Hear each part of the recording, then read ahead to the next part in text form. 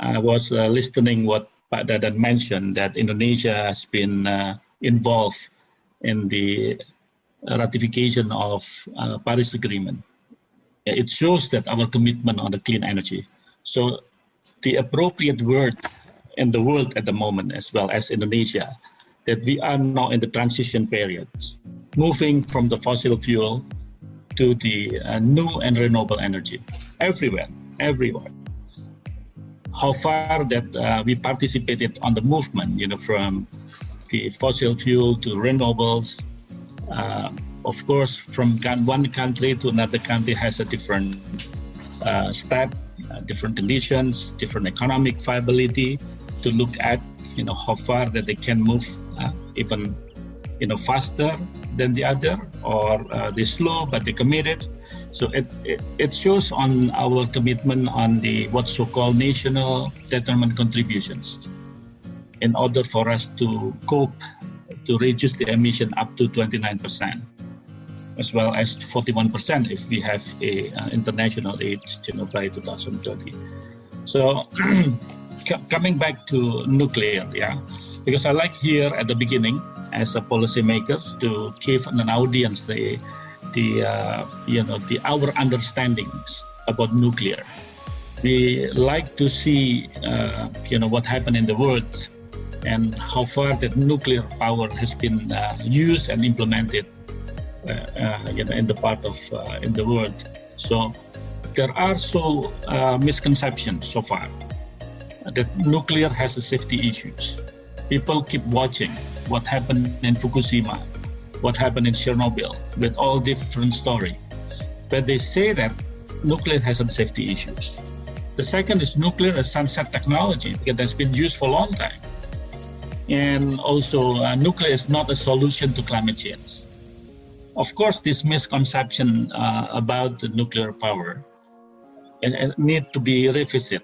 Why that happened? Why that kind of misperceptions happen to most of the community?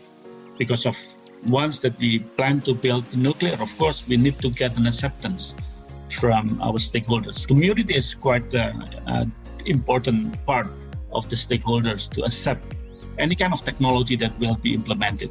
Not necessarily to be a nuclear, but it's also any kind of technology that may impact to the life of the people.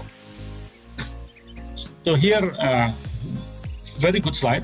I just got it from resource here, our work in data. If you look at comparison between brown coal, in terms of the death rates, oil, biomass, gas, nuclear. Here is nuclear is basically we can say that the safest, in the form of the energy generation. If you look at from the number, the death rate, from brown coal, oil, even though probably arguably people may challenge that, because of the total of the brown coal power plant is different with nuclear power plant in terms of the, the total install capacity. But if you look at from the number, it shows here that nuclear is considered the safest. That's also one of indicator to counter the misperception, like I mentioned earlier on my previous slide. And the second is here, if you look at the growing of nuclear is quite promising. So 2.3% per year. So even in 2019, it reached the highest ever in the history. Even though there is a little bit slowing down in 2020 and 2000, with all those the accident happened. If you look at Chernobyl in 1986 and 2011 Fukushima, if you look at the number of power plants, I think people has a lesson learned from those major accidents and trying to improve the technology that they have. If you look at the United States, it's quite, even though it's not really increased significantly, but they still do. France, China is improving, if you look at here. And Germany is slowing down because they still have a nuclear power plant, but they are promoting renewables, but they still also use coal. Yeah, this is something that we can say also, that nuclear is the second largest producer of the clean energy. So the 11 in the room. If you look at 46%, you see, on the total of renewables is coming from hydro, but 36% is from nuclear. So from those charts, I do believe that people tend to starting to believe, at least. So hopefully that community or people who attended this webinar, has a similar understanding with me to read this important slide. So again, it shows that nuclear is cleaner compared with the other fossil. I mean, it was obviously with fossil fuel, but at least among the renewables and new, nuclear is considerably cleaner. And this one is nuclear power is essential if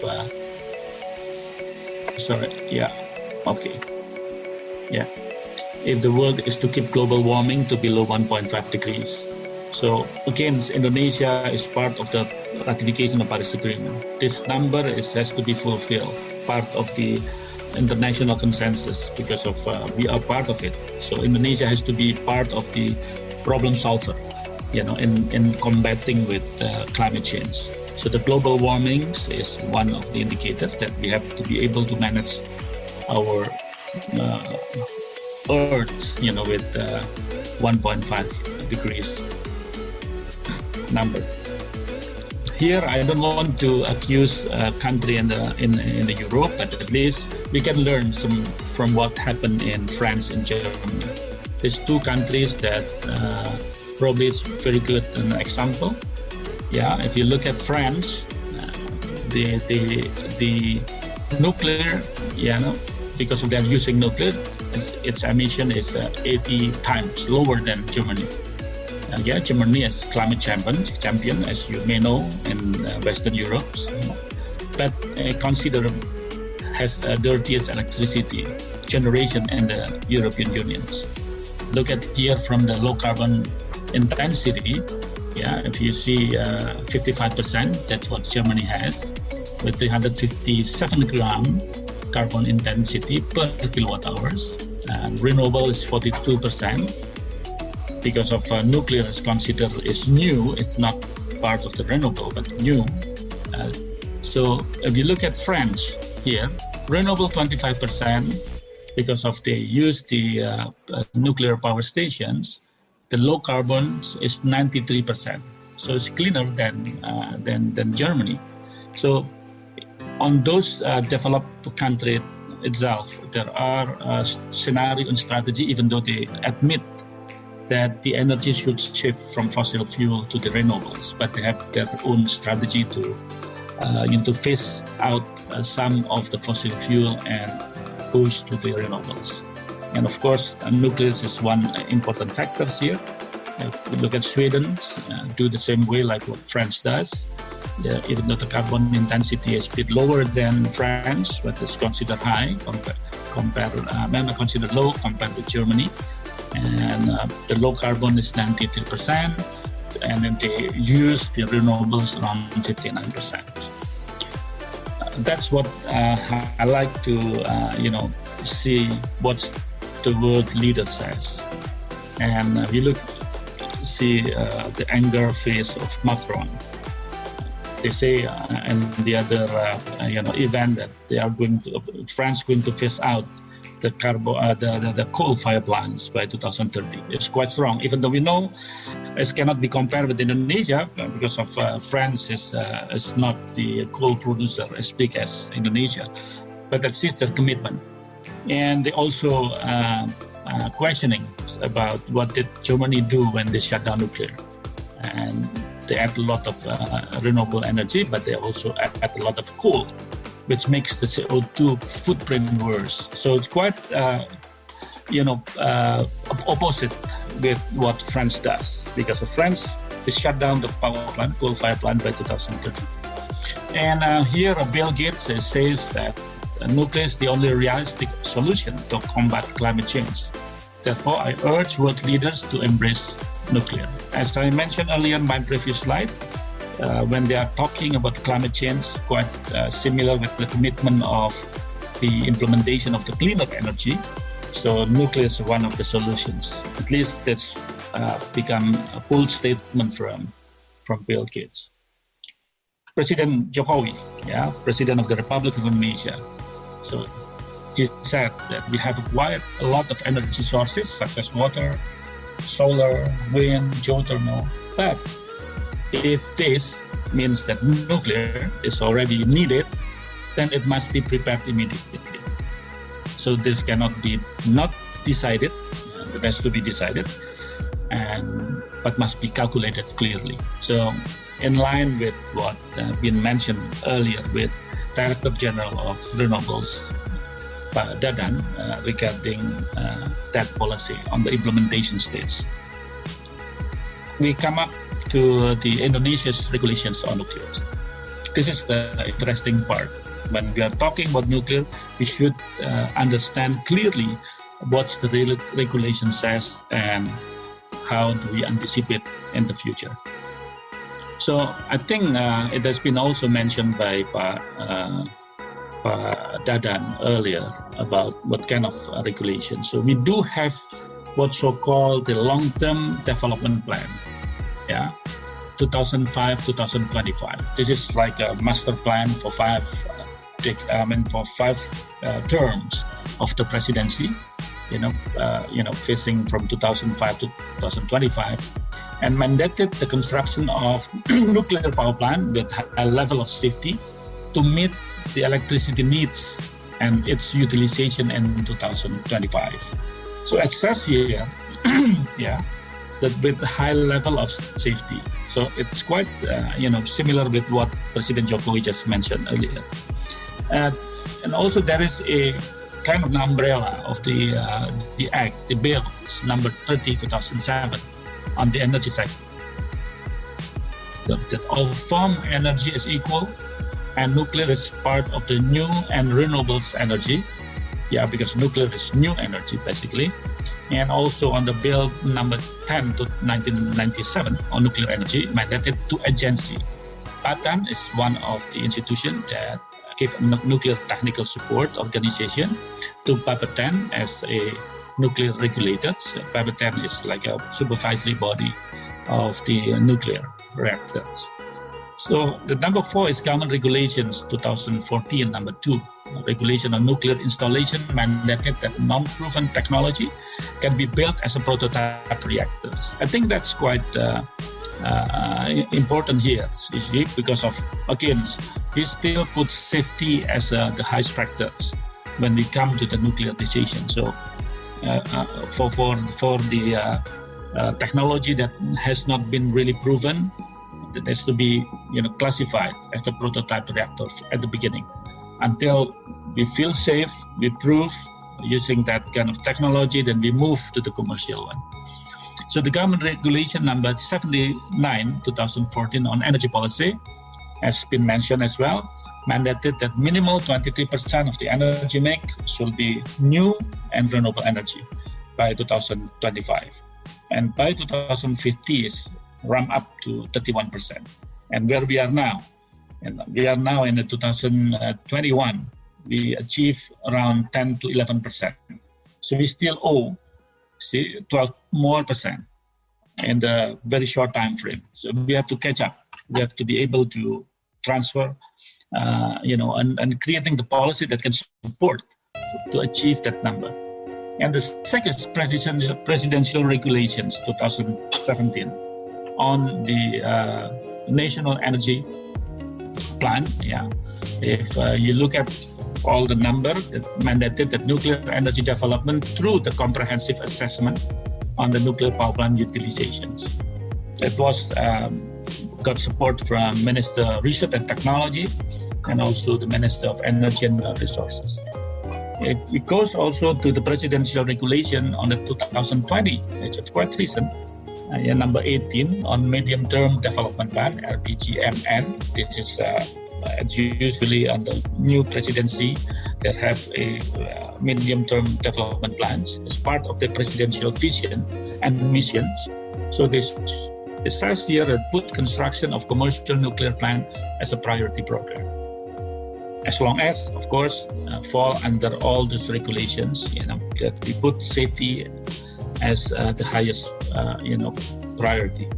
And the eighth is the Mineral Energy Minister Resources regulations mandated that preparation to be made in the frame of developing nuclear power plant.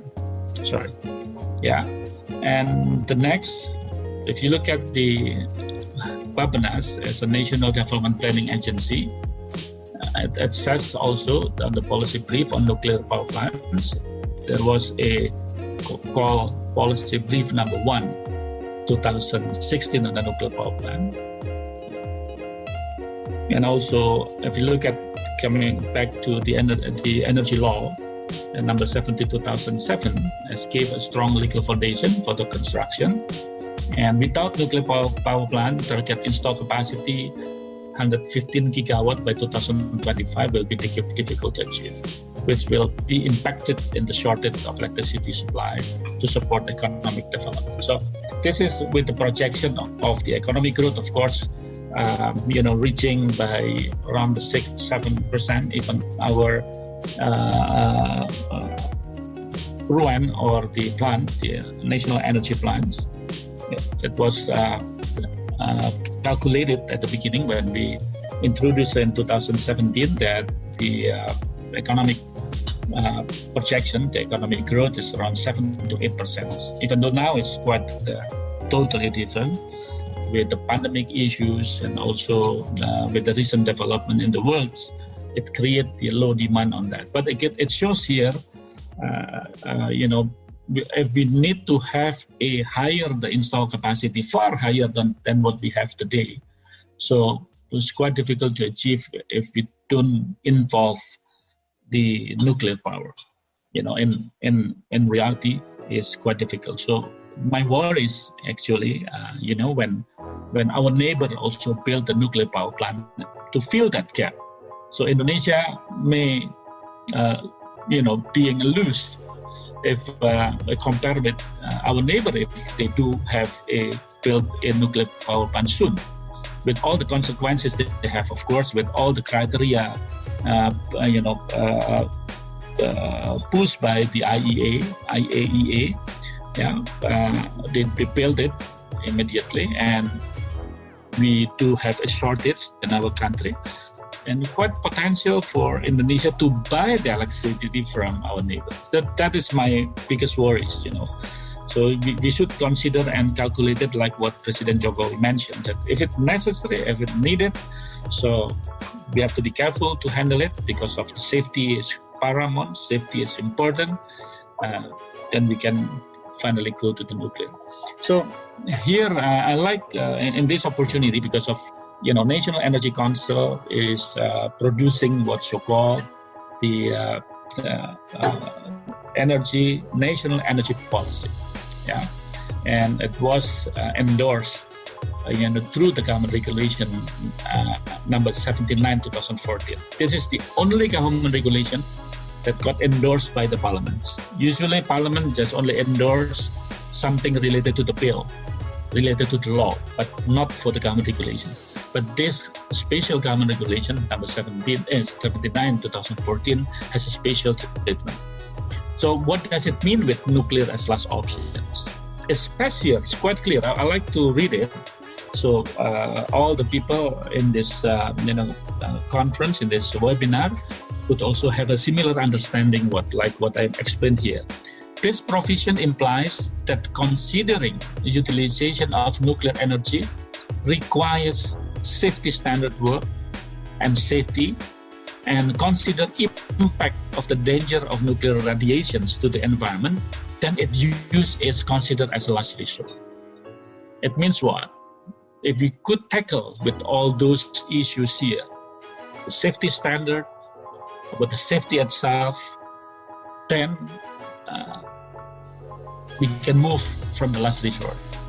We can move to become viable options. So, however, in case in that study has been carried out regarding the existence of nuclear energy development technology for peaceful purposes, fulfillment of the increasing need for energy increase, the national energy supply on large scale, reduce carbon emission, as well as the existence of national interest, which is urgent, then basically nuclear energy can utilize.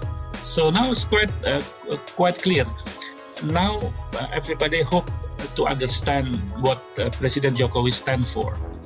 And even though here is, there is a word nuclear as last option, but again, with all those requirements, if we could comply with those requirements, then we can move, nuclear become viable options. So I don't want to repeat. This has been, mentioned by Pak Dadan. This is just illustrating the new and renewable energy power plant and also fossil fuel power plants and how much that we are earning. If you look at from 2050, it's around 443 gigawatt, and 2025, 135 gigawatt. So why we need a new energy here? Because of we do believe in order to achieve that number, we should have a kind of energy generations that could fill that gap easily. So nuclear is again one option.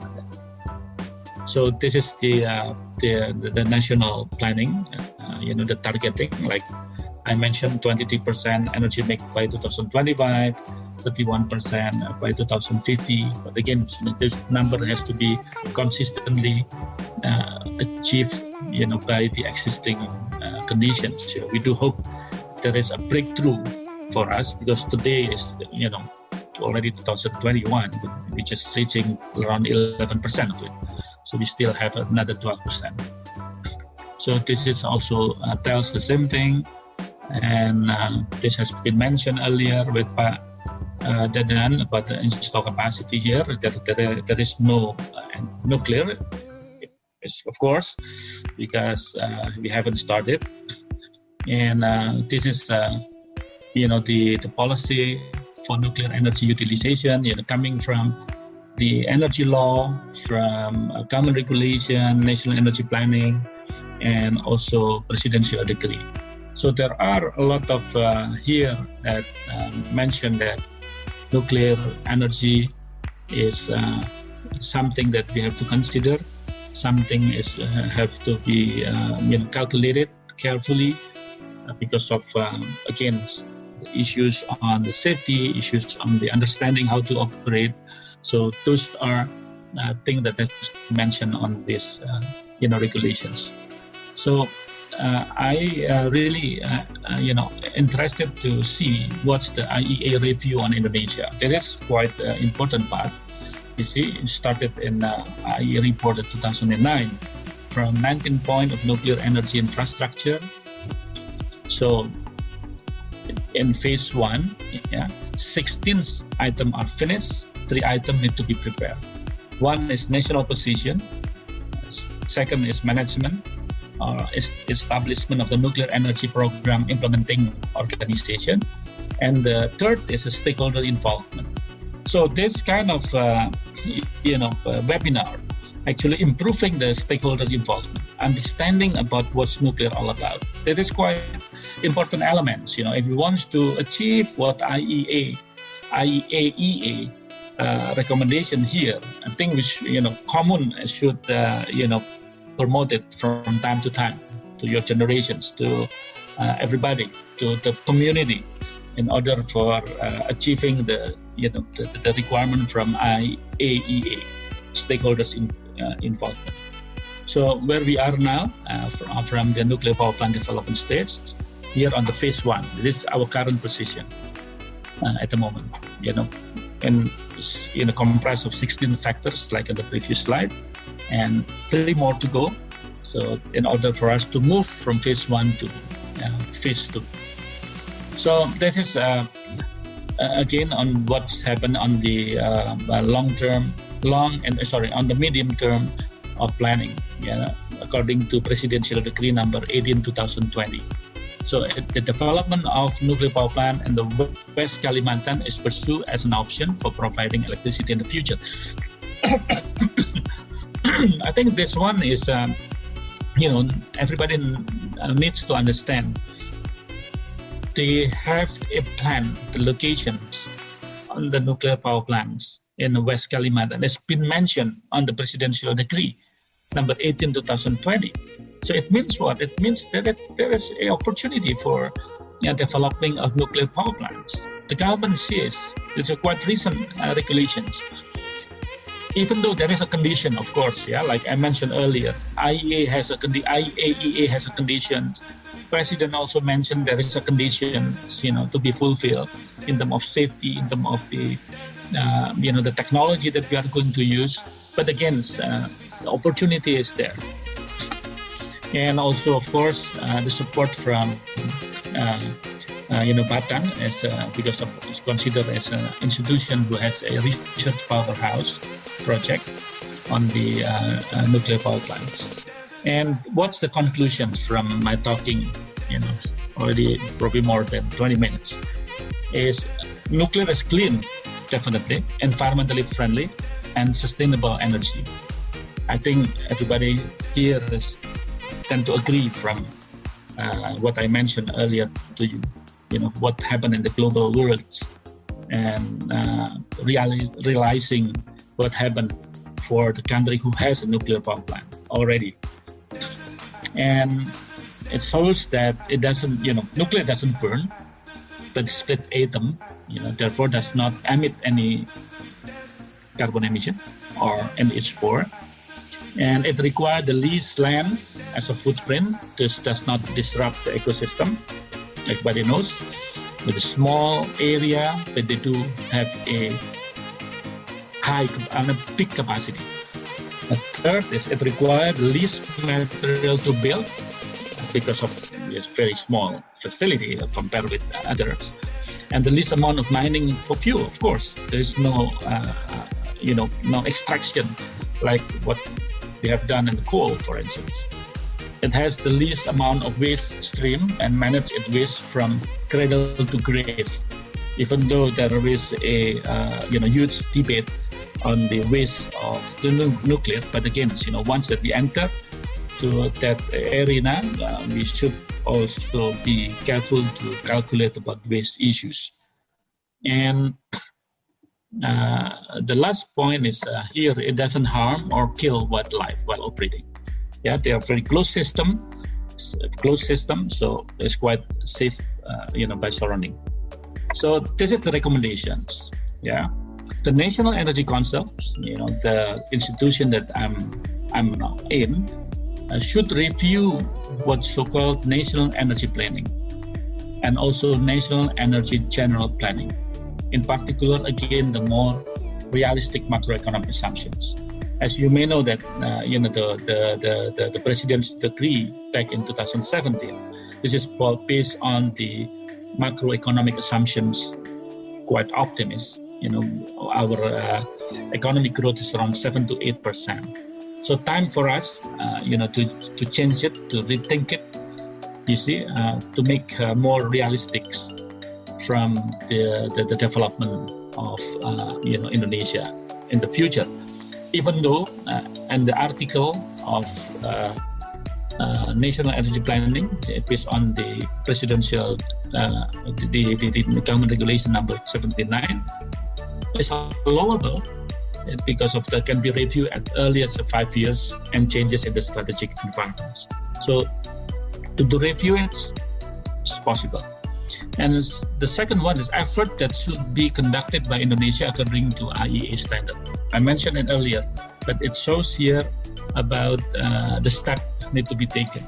So determine the standing position and action plan for nuclear development in Indonesia, collaborating in the implementation of activities, institution, and funding and preparation of nuclear power plant development.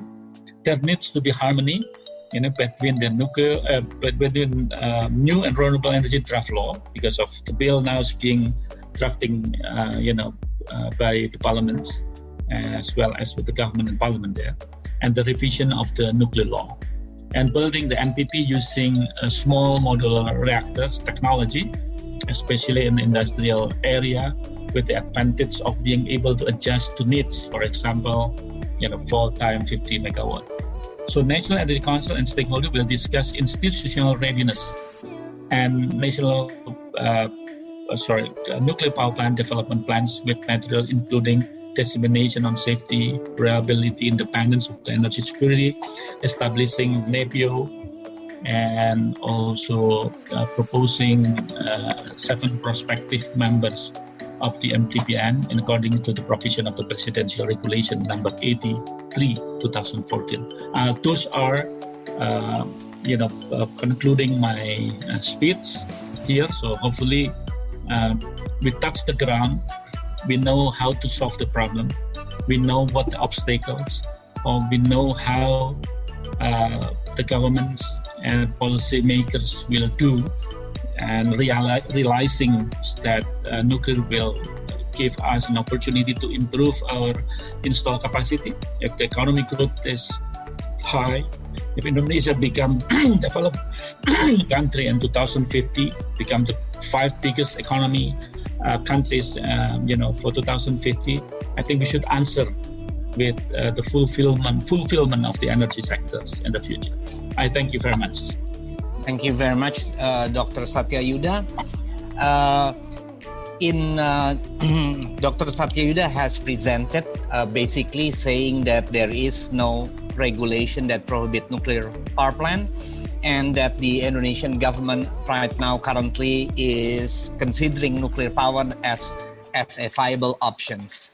Now, Dr. Satya, let me ask you the first questions, if I may, that in the PP79, you shed a very light, all this time that nuclear has been considered as the last options, that the narrative has been as if that you ran out of all form of energy, then after you ran out of a form of energy, then you consider nuclear. But as you point out in the explanation, that is not how it is supposed to meant, right? So it is meant that you need to do extensive study, calculation, consideration, and there is an urgent needs. Now, my question is to you, if there is an urgent need, what do you think the number one urgent needs, the single most important urgent need why we need nuclear power plant? That's my first question. And my second question is that you mentioned viable option even in when you were hearing with the legislative during the fit and proper test, right? Yeah. And you said that the PP79 is up for revisions. The question is the National Energy Council, which you are a member now, is considering to revise the last option into a viable options? Those are the 2 questions. Thank you very much, Dr. Satya. Well, yeah. So that's why I a little bit careful when I explain about the nuclear as a last options based on the Government Regulation 79 2014. So I just translated into English here. What does it mean on the explanation of Article 11, Paragraph 3? Because there is a misperceptions around, people understand about what does it mean with the last options. Like you mentioned, people assume, probably also, most of the people don't read it carefully, assume that last option means that we have to use up all the resources beforehand. If we run out coal, we run out fuel, we run out renewables and everything, then this nuclear has become option. But in reality, if we look at this, from the word make us and everybody confused, it shows here, you see, it says that considering the utilization of nuclear energy requires safety standard work. Safety and consider impact of the danger of the nuclear radiation to the environment. So if we could, it means that if we could comply with all those requirements, then we can consider that nuclear is not the last resort. So you see, so the revision of the Government Regulation 79, that's to be more clear, using that kind of word. Otherwise, give us a different perception, misconceptions. As you may know that even on the IAEA, term and conditions about Indonesia, progress on the nuclear development, it says here that the stakeholders' involvement, get acceptance from the stakeholders. So we don't want that our stakeholders, people, will interpret differently. So we should, ask you and also all those people here who live in Indonesia, who really champion on the nuclear power plants and understanding the regulation. We should give enough understanding to the people, to the people basically, because of that kind of facility will not be built if the people is not buying. The government will be considered wrongdoing if they don't really take into account what the people aspirations and what the people understanding about nuclear. That's become issues. So that's why I like to read it down here, so make everybody now understand. So as long as we're promoting about the safety factors, we're promoting about the safety standard, that we are safe enough, that we are capable enough to operate, and there will be no impact on the danger of nuclear radiation because we are considering the safety at the first place. That's pretty different result, Pablo. You see? Thank you, man. Yes. Otherwise, we fail. It shows that our failure to educate people, to educate the government and policymakers. So, me as a member of National Energy Council, we like to see it in reality. Everybody works together, to get acceptance from the people. That is a common problem wherever you are in the world, because I visited, Japan, I visited France. The first thing what they mentioned to me is basically now it depends on the people. They do have representatives there. They have to tell their constituents. They have to get an understanding about this. What's the impacts and what's the benefit to have it? If they are all agreed, then that is become real. Thank you very much, Dr. Satya. One last thing is there are 8 members in the National Energy Council. You are one of them. My question is, does the other 7 members share your vision or your thinking about nuclear power plant? Yeah, that is a very good thing though, because of, from 8 members, at least 2 of them are the expert of the nuclear technology. Yes. I'm not the expert of the nuclear technology. My background is more on the oil sectors, on the offshore engineering by education. So I've been spending my time as the oil and gas expert, and the multinational corporation. So, but my colleagues, 2 of them are, day to day is on the nuclear sectors. One of them used to be the president director of Bapeteng. So at least he knows, or they know, or us, because I'm discussing. Before I presenting this, slide, all the critical item has been discussed to those, gentlemen. So trying to get the feedback, because they know the technology, they know, how to implement it. So, but again, like the word on the government regulations about the proven technology, I think that is quite fair though. So people, easy to buy in, because we don't want to play around with this. So we assume that if you could, whoever going to build later on could really explain it to the authority that this is a technology is proven and this is technology is considerably, other country use it or being, being what's so-called assessed by the authority in other part of the world, in other country. This is something that we could put into table. But if it's not, there is a room, to be built and proved under the patent supervision. So that's what the government says under patent supervision. But when it comes to the commercial, so you have to pass this this step first, and then it goes to the commercial phase. But again, all about is basically the way we handle carefully with all those plans, and then it's been mentioned also by IAEA. So very much in line, Bob, if you look from the government standpoint. Right. Now, before we go into the questions from the audience, I would like to give Mark. You have question for Dr. Satya? No, I was really enjoying the perspective and trying to put some spirit of your approach for Indonesia into the questions I've been typing and the answers I've been typing for the audience. But no, go ahead. Okay, so then I'll go through the question, Dr. Satya. There's several questions from the audience. Number one, from Rianto Raharjo. He asks, what is the Indonesian government expectation on nuclear power plant financing? Who will pay? Majority by the government or majority by private sector, including foreign company, or is there other options? Please, Dr. Satya. Oh, well, okay. I should quote what Mr. Bambang Brojonegoro says here. He's one of the member of National Energy Council as well. He's a Minister of Planning at the time, when he was a minister. Now he moved to become Minister of Research and Technology.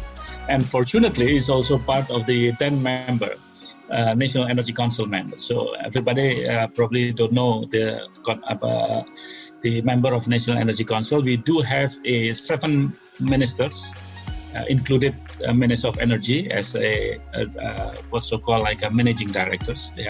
I'm on the National Energy Council, and 7 ministers. One of them is Mr. Bambang. Even though his previous post is also from the State Planning Agency, and then now he's moved to Minister of Research Technology. So he said here, nuclear yes, but no state budget. For me, is in my this is my own opinion. I like to see it from all those requirements need to be fulfilled first. Then we are talking about the financings, you see, because of the biggest part is there. Financings, I think, will follow. Once that the governments say go for nuclear, quite clear, yes, part of their directions.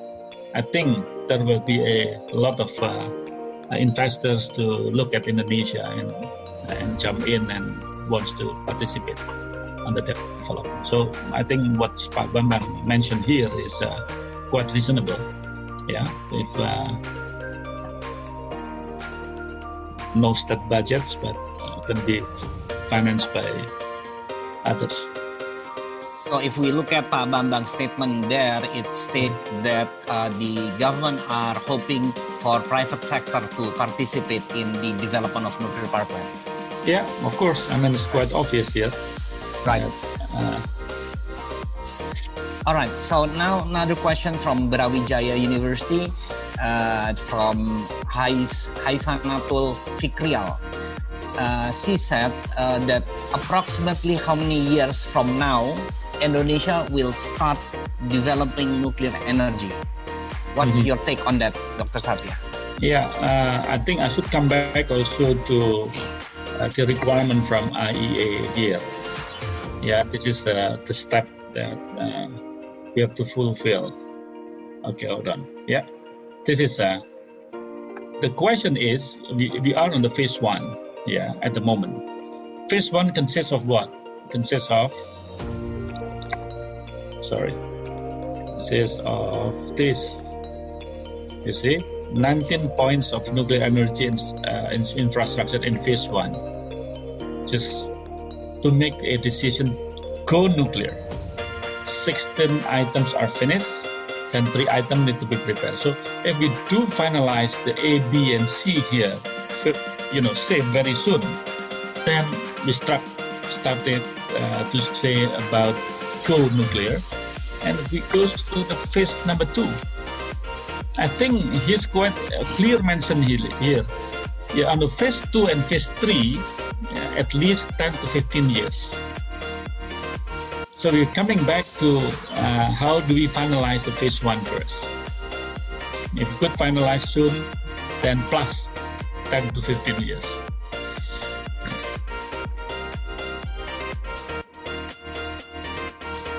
All right, thank you very much, Dr. Satya. That's quite a long way to go. But if we don't start now, it will never happen. Never. You're right. So we need to start, and it just take whatever it takes. So now another question, maybe last question before we move on, and from UGM, University Gadjah Mada, the government doesn't talk about the environmental enough.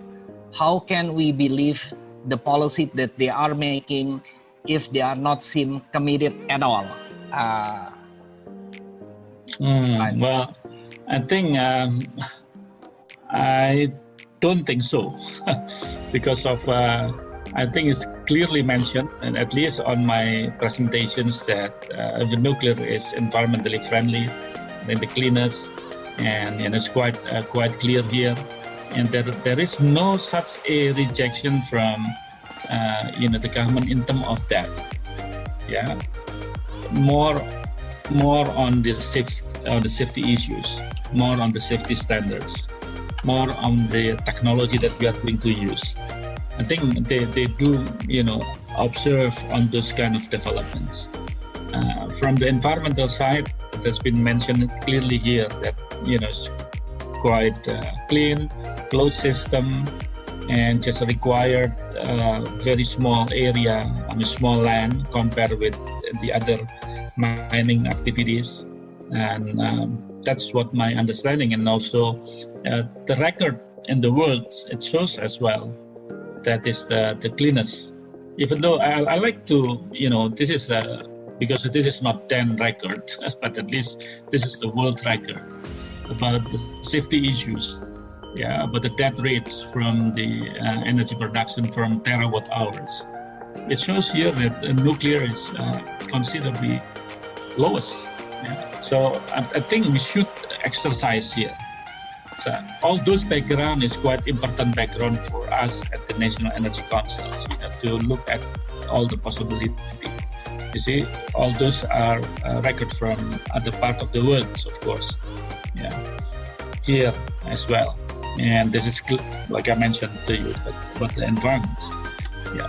So my 2 cents here is basically, everybody has to be aware. Everybody has to make other people aware, and let's make a understanding of nuclear has become everybody concerned. I mean, everybody needs.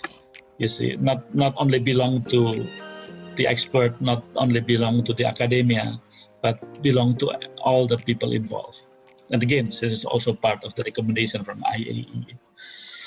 Thank you very much, Dr. Satya. With that, we close the question and answer and move on to the next speaker. Thank you very much, Dr. Satya, for your time and your cooperation in giving your speak in this forum. I hope that next time we can do the same to further shed more lights on nuclear. So